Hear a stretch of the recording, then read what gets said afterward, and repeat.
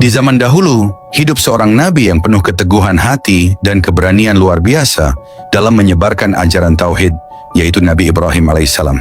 Nabi Ibrahim adalah seorang nabi besar yang bergelar ulul azmi, yang memiliki kesabaran serta ketaatan kepada Allah Subhanahu wa taala yang tiada bandingannya.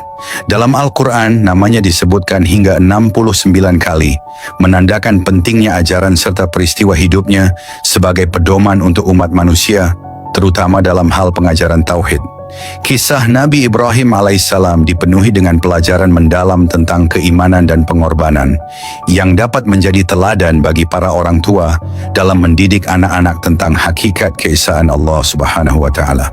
Dalam berbagai surah Al-Quran seperti surah Al-Anbiya, Al-Baqarah, dan As-Saffat, kita dapat menemukan kisah-kisah penuh hikmah dari perjalanan hidup Nabi Ibrahim alaihissalam. Di antara kisah-kisah tersebut adalah kisah Nabi Ibrahim alaihissalam yang menghancurkan berhala-berhala kaumnya sebagai bentuk teguran terhadap penyembahan selain Allah Subhanahu wa taala. Lalu kisah tentang keberaniannya menentang Raja Namrud yang sombong, serta pengorbanannya yang luar biasa dalam menerima perintah Allah Subhanahu wa taala untuk menyembelih anaknya tercinta, Nabi Ismail alaihissalam. Semua kisah ini mengajarkan kita tentang keteguhan iman dan kecintaan yang tulus kepada Sang Pencipta. Mari kita simak kisah Nabi Ibrahim alaihissalam dan ambil hikmahnya sebagai bekal kehidupan untuk lebih dekat kepada Allah dan meneguhkan tauhid dalam hati, sahabat umat muslim. Sebelum kita masuk ke kisah utamanya, kami mohon agar Anda menonton video ini hingga akhir supaya tidak terjadi kesalahpahaman. Pada suatu malam setelah pesta besar di istananya, Namrud tertidur di kamarnya yang megah, dihiasi dengan ukiran emas dan batu mulia. Malam itu seharusnya sama seperti malam-malam sebelumnya, penuh dengan mimpi-mimpi manis tentang kekuasaan dan kejayaan. Namun kali ini, ia mengalami mimpi yang berbeda. Dalam mimpinya, ia melihat kerajaannya hancur, runtuh dalam sekejap. Kota-kota terbakar, istananya terbelah oleh kilat, dan rakyatnya tergeletak tak berdaya. Namun yang paling menakutkan adalah sosok seorang anak kecil yang muncul di tengah kehancuran itu. Dengan tangan yang kuat dan mata penuh keberanian, Namrud terbangun dengan keringat dingin di dahinya. Dadanya berdebar keras. Mimpi itu begitu nyata, begitu mengerikan.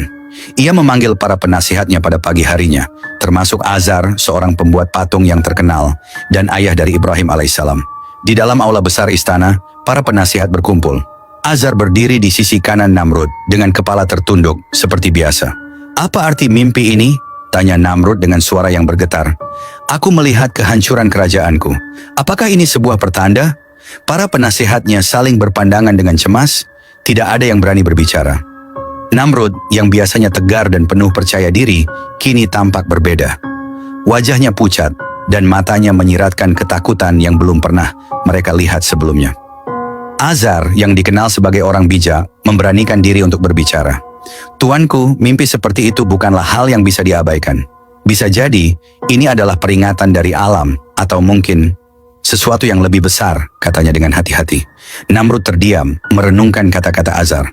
Ia tidak percaya pada Tuhan, tetapi dalam mimpinya ia merasakan kehadiran sesuatu yang lebih besar dari dirinya sendiri, sesuatu yang menantangnya.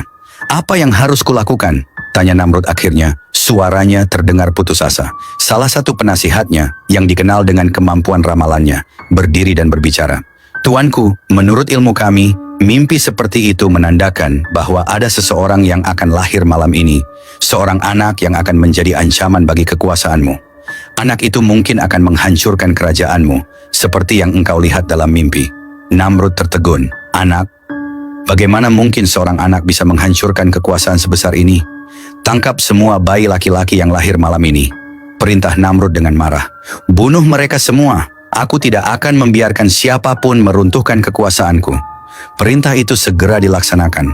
Tentara-tentara Namrud menyebar ke seluruh Babilonia, mencari bayi laki-laki yang lahir pada malam itu. Setiap rumah diperiksa, setiap tangisan bayi diawasi.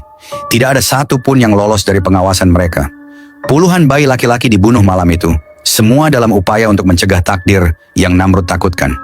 Tidak jauh dari istana, di sebuah rumah kecil yang tersembunyi di balik bukit-bukit Babilonia, seorang bayi laki-laki lahir. Ia adalah Ibrahim, yang kelak akan menjadi nabi besar dan penantang kesombongan Namrud. Azar, ayah Ibrahim, yang juga pembuat patung kepercayaan Namrud, tahu bahwa kelahiran anaknya adalah sesuatu yang istimewa. Sejak awal, Azar sudah merasa bahwa anaknya berbeda. Namun ia menyembunyikan kelahiran Ibrahim dari Namrud dan para prajuritnya. Nabi Ibrahim alaihissalam tumbuh dalam keheningan, jauh dari perhatian dunia, sampai saatnya tiba untuk menantang raja yang sombong itu. Pada malam itu, perintah Namrud segera dilaksanakan dengan kekejaman yang tidak terhingga.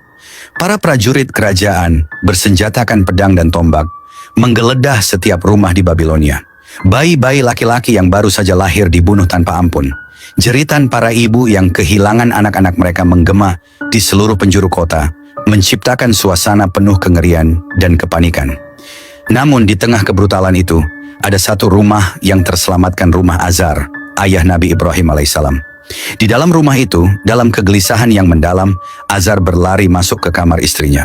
Wajahnya pucat pasi, keringat dingin mengalir di pelipisnya, seolah-olah ia telah melihat neraka itu sendiri. Istrinya yang sedang menimang bayi laki-laki yang baru lahir, memandang Azar dengan tatapan penuh kekhawatiran.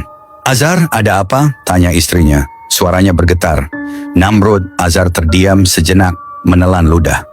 "Namrud telah memerintahkan untuk membunuh semua bayi laki-laki yang lahir malam ini. Kita harus menyelamatkan anak kita. Jika tidak, dia juga akan dibunuh." Istrinya tersentak mendengar kabar mengerikan itu.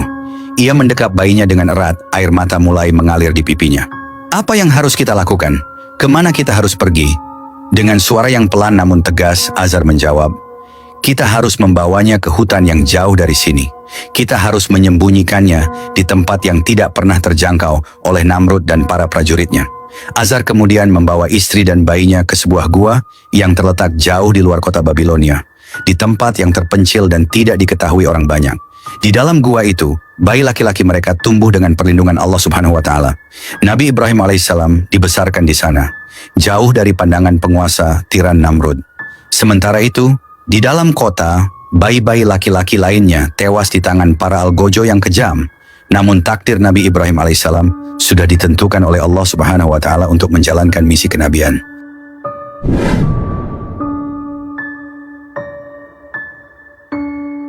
Nabi Ibrahim adalah seseorang yang akalnya cemerlang sejak beliau berusia muda. Allah Subhanahu wa Ta'ala menghidupkan hatinya dan akalnya dan memberinya hikmah sejak masa kecilnya. Nabi Ibrahim mengetahui saat beliau masih kecil bahwa ayahnya seseorang yang membuat patung-patung yang unik.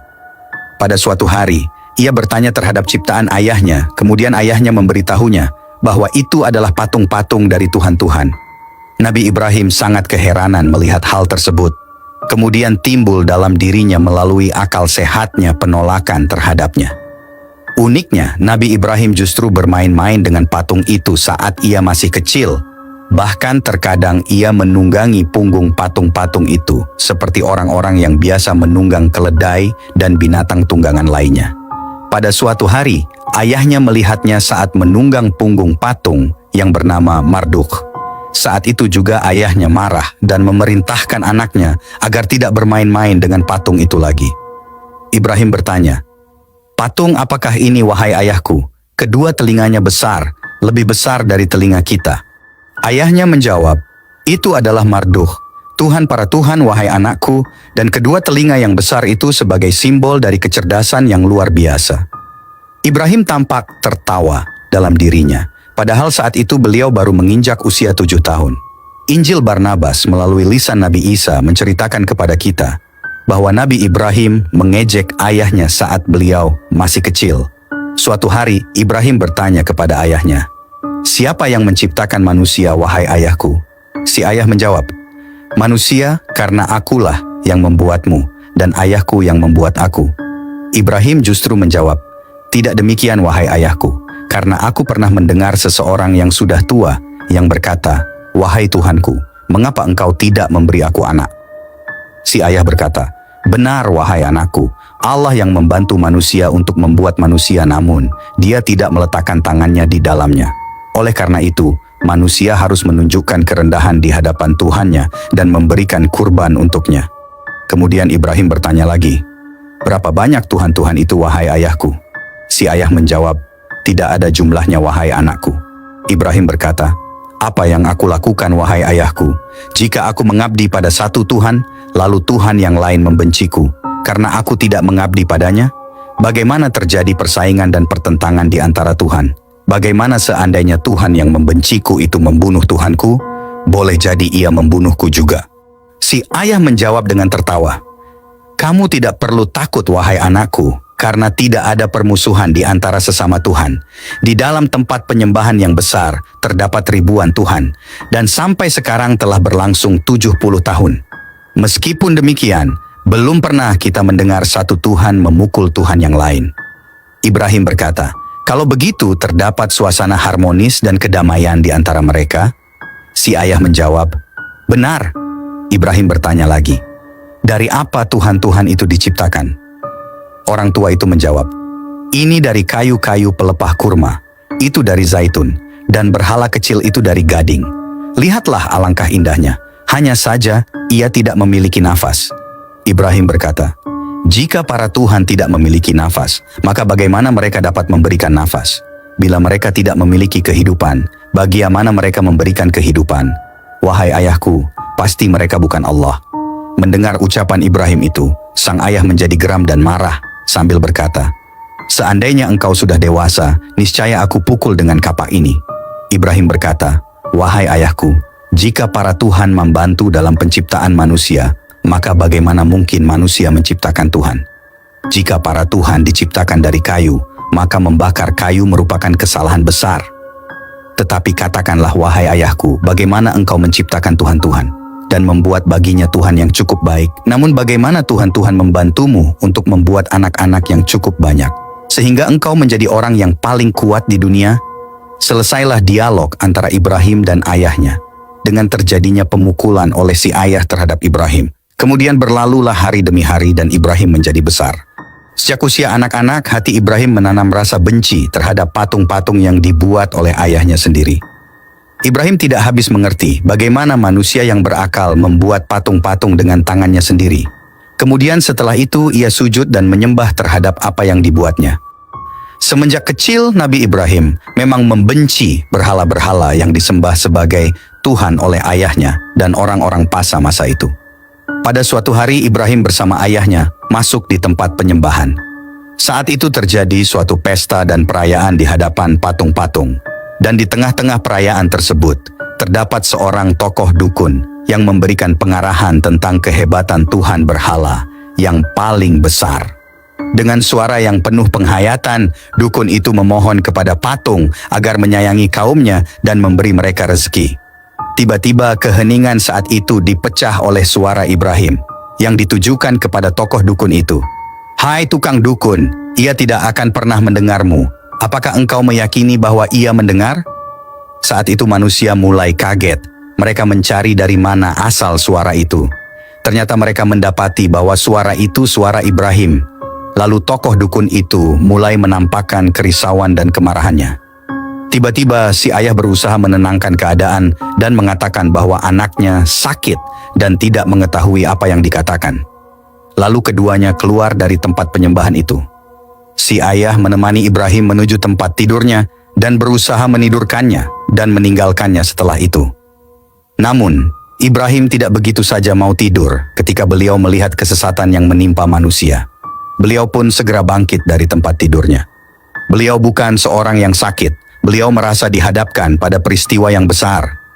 Beliau menganggap mustahil bahwa patung-patung yang terbuat dari kayu-kayu dan batu-batuan itu menjadi Tuhan bagi kaumnya. Ibrahim keluar dari rumahnya menuju ke gunung. Beliau berjalan sendirian di tengah kegelapan. Beliau memilih salah satu gua di gunung, lalu beliau menyandarkan punggungnya dalam keadaan duduk termenung. Beliau memperhatikan langit. Beliau mulai bosan memandang bumi yang dipenuhi dengan suasana jahiliyah, yang bersandarkan kepada berhala. Tidak lama setelah Nabi Ibrahim memperhatikan langit, kemudian beliau melihat-lihat berbagai bintang yang disembah di bumi.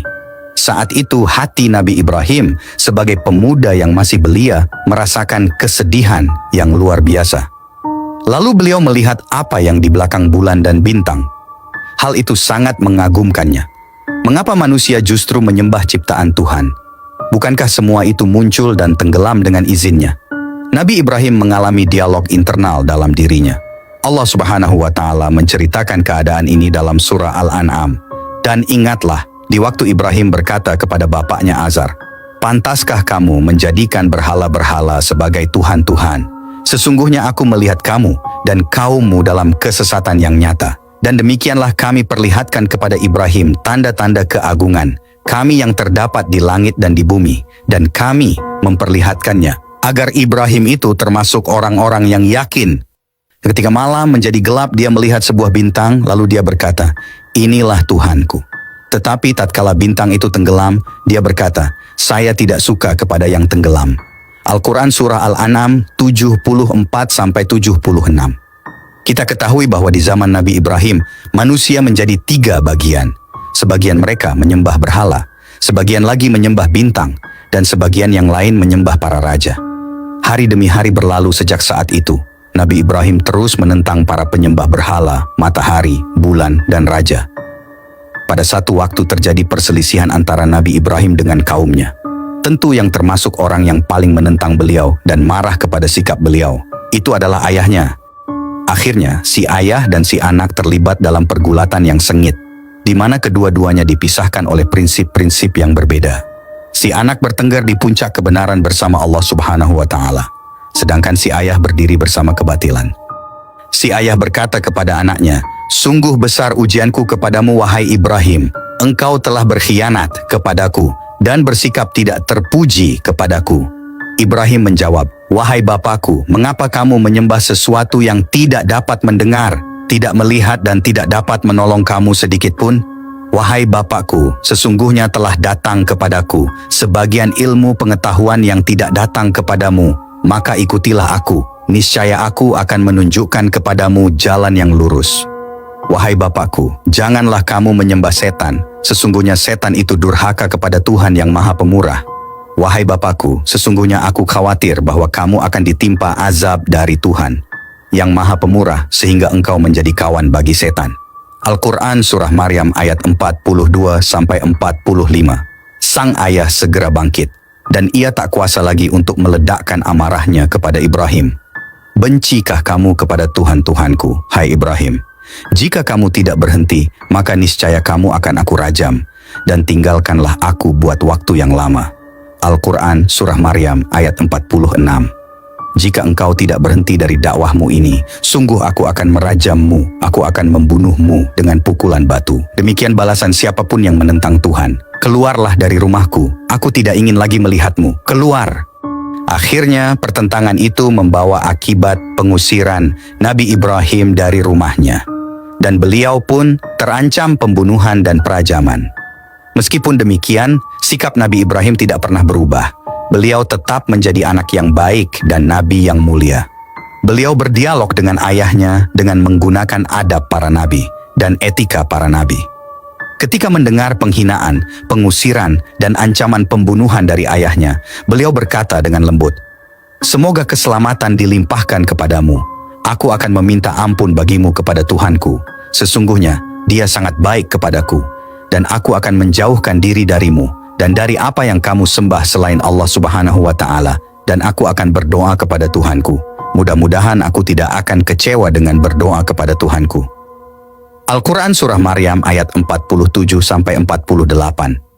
Nabi Ibrahim pun keluar dari rumah ayahnya. Beliau meninggalkan kaumnya dan sembahan-sembahan selain Allah Subhanahu wa Ta'ala.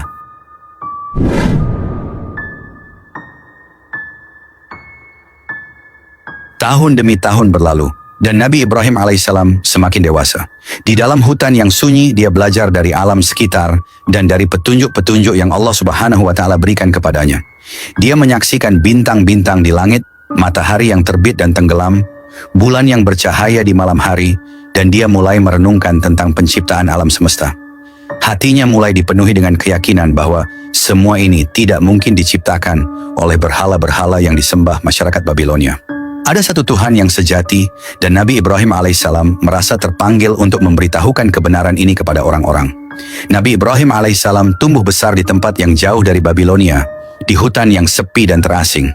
Meskipun tumbuh tanpa pengaruh masyarakat Babilonia, Allah Subhanahu wa Ta'ala menjaga dan membimbingnya hingga tiba saatnya ia diangkat sebagai nabi pada usia 40 tahun. Pada saat itu Raja Namrud, sang raja yang mengaku sebagai Tuhan, telah berkuasa selama 40 tahun penuh kesombongan. Kekuasaan Raja Namrud tidak hanya merajalela, tetapi ia juga menyebarkan pengaruhnya melalui patung-patung berhala yang ia buat untuk disembah oleh seluruh rakyat Babilonia. Ketika Nabi Ibrahim menerima wahyu, ia tidak menunda-nunda untuk menjalankan tugas kenabiannya. Tanpa ragu, ia memasuki kota Babilonia dan langsung menuju kuil besar yang menjadi pusat pemujaan. Kuil tersebut penuh dengan patung-patung raksasa yang mewakili berbagai dewa yang disembah oleh masyarakat, termasuk patung Raja Namrud yang berdiri megah di tengah-tengah ruangan. Hari itu malam tiba, suasana kuil semakin ramai dengan para penyembah yang datang membawa sesajen untuk dipersembahkan kepada patung-patung. Penjaga kuil yang dianggap paling dekat dengan para dewa mengawasi sesajen yang diletakkan oleh masyarakat di altar tinggi. Setiap orang yang datang sujud dengan penuh ketakutan, takut akan murka para berhala jika mereka tidak memberikan persembahan yang cukup.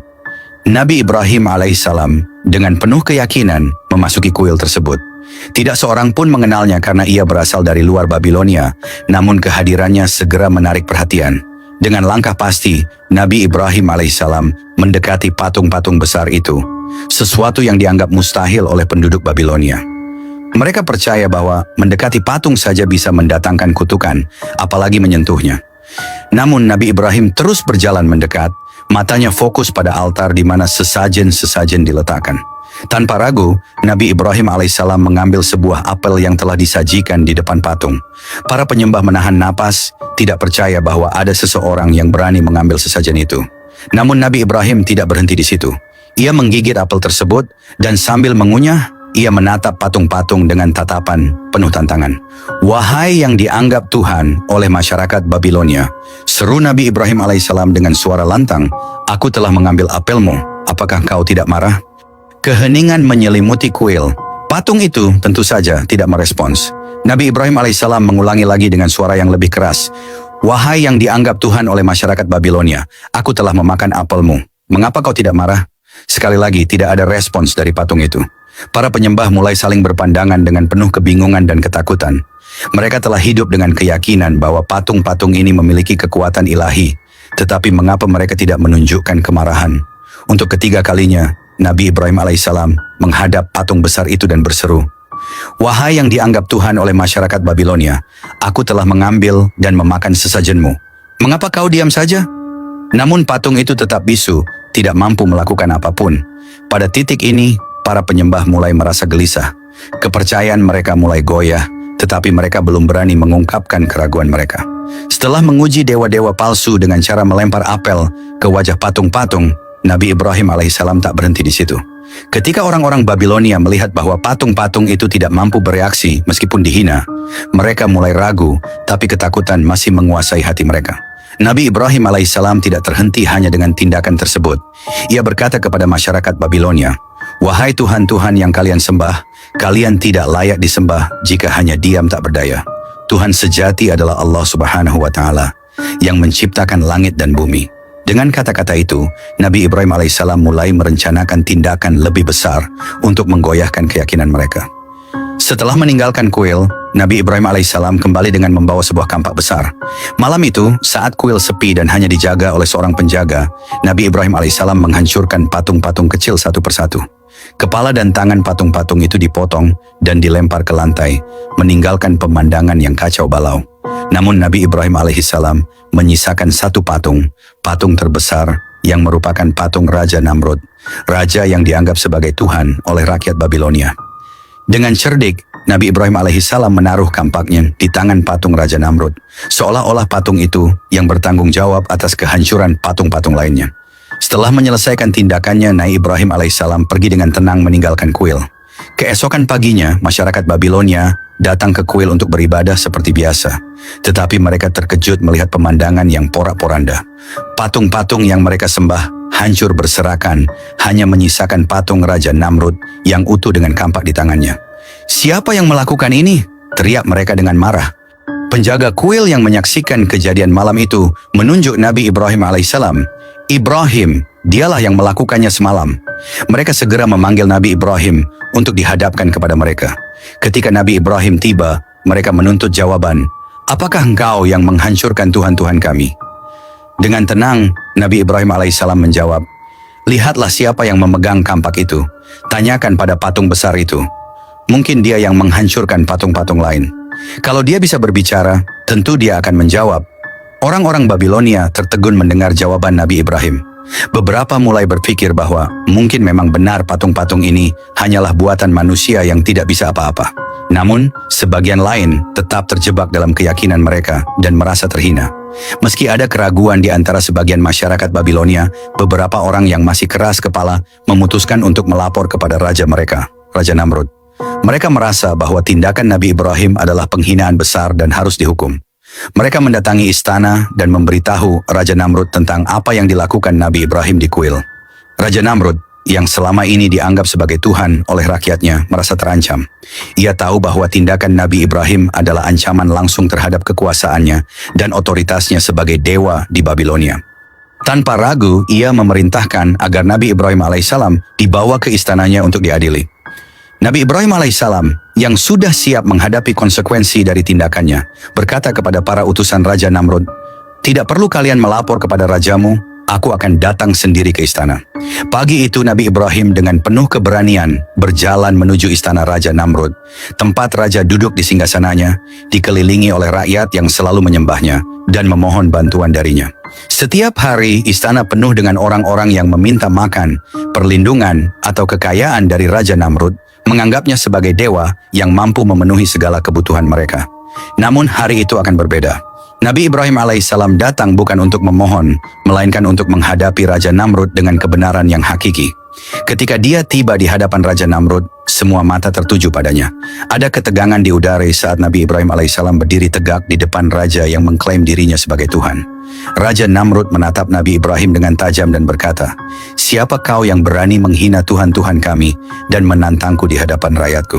Nabi Ibrahim alaihissalam dengan tegas menjawab, aku adalah utusan Allah subhanahu wa ta'ala, Tuhan yang menciptakan langit dan bumi. Aku datang untuk menunjukkan kepada kalian bahwa apa yang kalian sembah hanyalah patung-patung tak berdaya. Tuhan kalian, termasuk dirimu, Namrud, tidak layak disembah. Suasana aula menjadi tegang. Para hadirin terdiam mendengar Nabi Ibrahim berbicara dengan keberanian yang belum pernah terlihat sebelumnya. Raja Namrud meskipun tersinggung menahan emosinya. Dia tahu bahwa jika dia menunjukkan kelemahan, wibawanya sebagai Tuhan akan runtuh di depan rakyatnya. Maka dengan sombongnya dia menjawab, kau bilang Tuhanmu bisa menghidupkan dan mematikan? Aku juga bisa melakukannya. Nabi Ibrahim alaihissalam menantang Raja Namrud, buktikanlah jika kau memang bisa. Raja Namrud kemudian memerintahkan 2 orang prajuritnya untuk menangkap 2 laki-laki yang kebetulan melintas di luar istana. Di hadapan semua orang, Raja Namrud membunuh salah satu dari mereka dan membiarkan yang lainnya pergi sampai